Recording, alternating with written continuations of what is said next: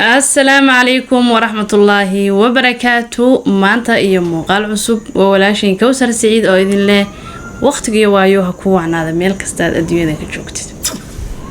Inta Ilaahay taariikhda uu inoogeysiyay ama sida ay tahayba cidii koowaad ee maaragtay ilma aadana ee curisa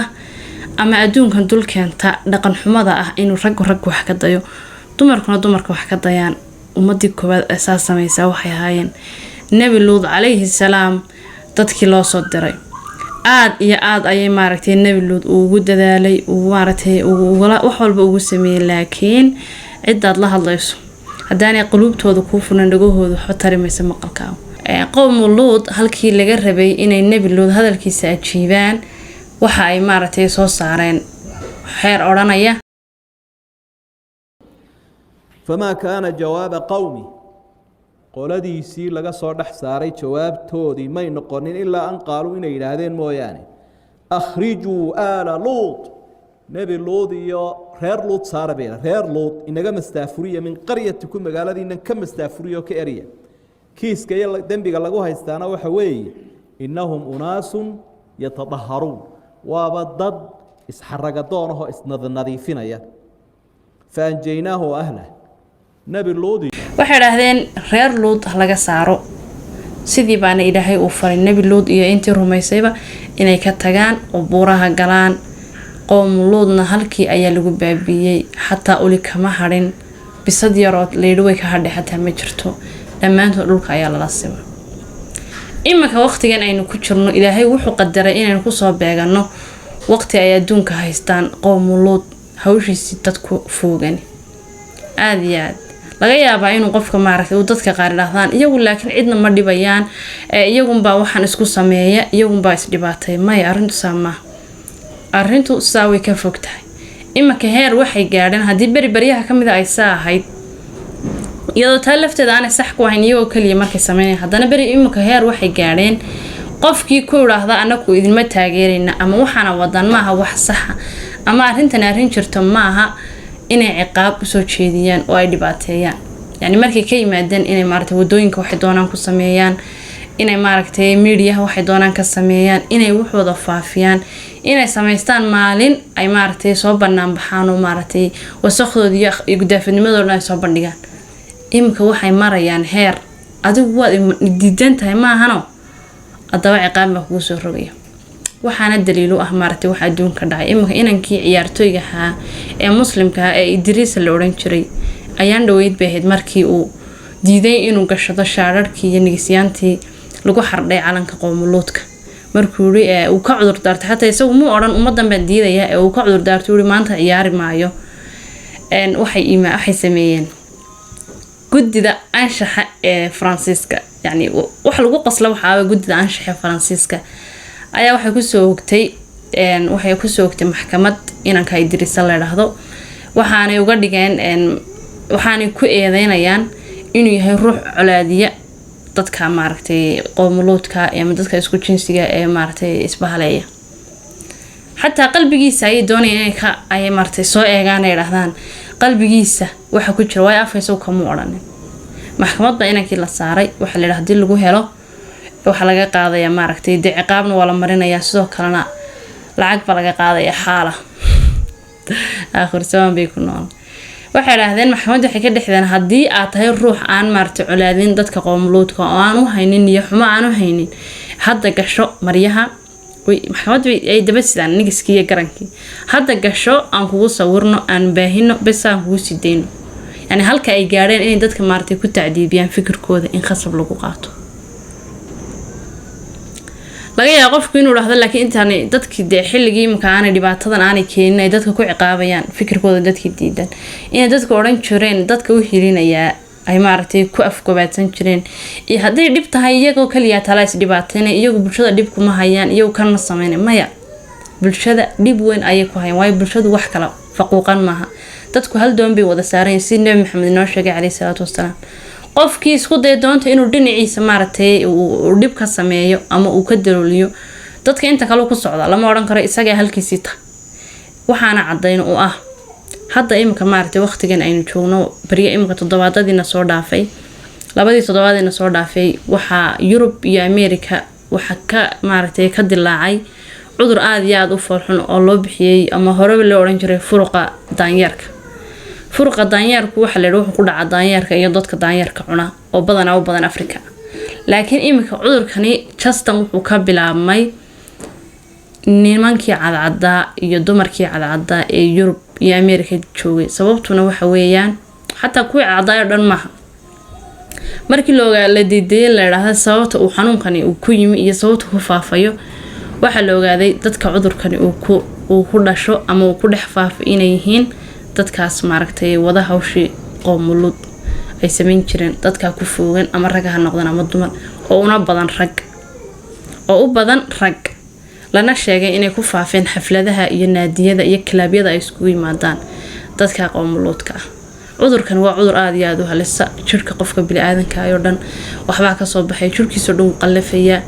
waxaan ku leeyahay xaalado kale oo maaragtay aad iyo aad u daran ayuu qofku la kulmaya. markay la talinayeen qoladan maaragtay caafimaadka adduunka iyo waxaasi waxay lahaayeen hal la sameeyo maxaa la yiraahdaa inta cudurkan maaragtay talaal idin ka soo saarayo xoogaa maaragtay is ilaalin ha jirto oo is ilaaliyo oo sidii hore maaragtay yani sidii bay u eegtay. marka dadkan haddii qofku ku yiraahdo maaragtay waxaas ma jiro maxkamad buu leeyahay. imka nin yar oo dhakhtar oo bariyo tolo isku dayay in uu maaragtay uu furto meel lagu daweeyo dadka doonay inay iska daweeyaan inay maaragtay jinsiga la midka inay jeclaadaan oo inay xiriir la sameeyaan dadka xanuunkaas ku dareemay. nin baa wuxuu sameeyay meel lagu daweyn karo qofkii raba inuu iska daweeyo. ninkii yaraa inta laga jarjaray shahaadadii maaragtay dhakhtarnimo ayaa lagu yiri duba dhameysana meel uga shaqeyn kartid. qof kasto oo xataa waxa la yiri waalidiintu hadii ay ilmahooda yar ama ilmahooda ama ha yaraada ama ha weynaade uu isku dayo waalidku inuu ku raahdo ilmaha ha sameeynin waxaas wax fiican maaha uu kala taliyo inuu waalidkaas dambiilay yahay lana xirayo aad iyo aad waa la xiraya gow. heer waxay gaadheen in ilmaha yar ee aan wali qaan gaarin ee ama 6 jir 7 jir 8 jir 9 jir hadii uu wiilka yar yiraahdo waxaan dareemayaa inaan ahay oo uu doono inuu maaragtay xubinka wiilnimo ama xubinka taranka ee raganimo inuu iska jaro waalidku aanu maaragtay xaq u lahayn awoodna u lahayn ilmihiisa ku raahdo bal u kaadi wali waad yartahay u kaadi hadhow laga yaabo inaad ka shanlaysid waalidkiisa sameeyana uu xuris leeyahay. يعني waxaa soo dhan waa izhaad ama maxaa la yiraahdaa argagax gelin ama qasbid bulshada la qasbayo inteeda maaragtay toosan oo la rabo inay khasab ku qaataan afkaarta. imanka arday kamida ardayda maaragtay American u maleynaya wax ka dhigta ayaa yiri galaaskiisii uu ka dhex yiri uu college ku dhiganayay ustaadkiisii ama macalinkiisii ku maxaadireynaya dadkan qoomuluudka hadii inay maaragtay waxooda iyo toosnaanta iyo inay dad caadi yihiin oo ay tahay caadi loola dhaqmaan aragti lagu eegin maaragtay soo galeetinimo ayu ardaydii kamida ayaa wuxuu yiri qofku doonay Ilaahay ka dhawaajay ayaa wuxuu yiri ma macalinow adduunkan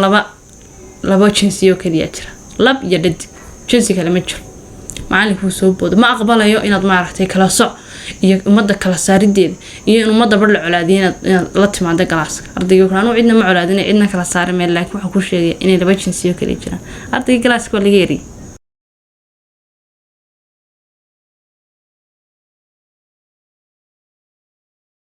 Very clear that we make no discrimination on the grounds of various... I wasn't making discrimination. I'm simply saying there are two genders, male and female. يعني waxay ku tusaysaa xorriyada qowlka ay sheegaan inay tahay xorriyada dadka faasiinta laakiin qofku haduu ka hadlo wax maaragtay iyaga ajandahooda lid ku ah inaan xorriyad lahayn ardayga sidoo galaaska laga yeeriyay waxay dhahdaan xorriyad laakiin xorriyadu waa sanan yar oo markay u baahdaan ay cunaan ma maqli jirtay xilligii jaahiliyadii waxay sameeysan jireen carabtu asnaan bay ka sameeysan jireen timir deetana way caabudi jireen markay gaajoodana way cuni jireen imika waa tabti reer galbeed xorriyadu waa sanan yar oo ay caabudaan marka ay u baahdaan way cunaan. heer waxay marayaan waalidiintii maaragtay iskuulada caruurta lagu raahdo maaragtay lagu dhiirigeliyo oo lagu raahdo caruurtii lagu raahdo qoomuluudku inuu saxsan yahay inuu caadi yahay inaad waxba u arag hadaad aragtid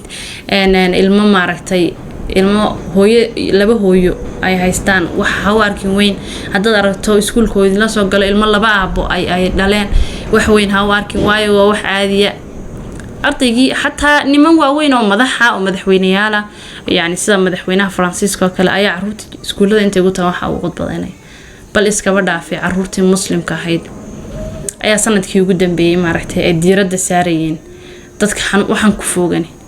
caruurtii yarayda iskuulada dhiganayay ee muslimiinta ahaa ee dhulkaas reer galbeedka la joogay waxay sameeyeen inay maaragtay isku soo sawirayeen ay lahaayeen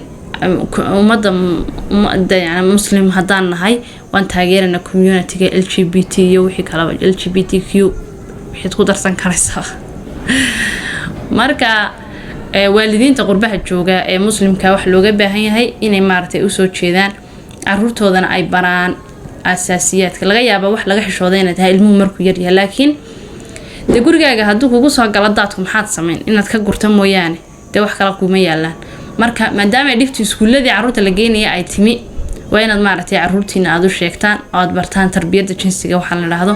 oo aad bartaan wixii ilaahay inoo baneeyay iyo wixii aan inoo banayn waxa hadii la sameeyo cid sameeyay ilaahay waxa uu ku sameeynayo iyo waxay kala kulmayaan cidii iska ilaalisana ilaahay abaalgudka ay ku leeyihiin maanta xalqadu intaas ay ku soo gabagabowday intay mar kale ku kulmayno muuqaal kale fadlan channelka la taageero subscribe like ayo follow dad share ta wadina aba ayaan ku waaya idinka ilaahay dhamaantiin waa idin jecelahay wa salaamu calaykum wa rahmatullaahi wa barakaatuh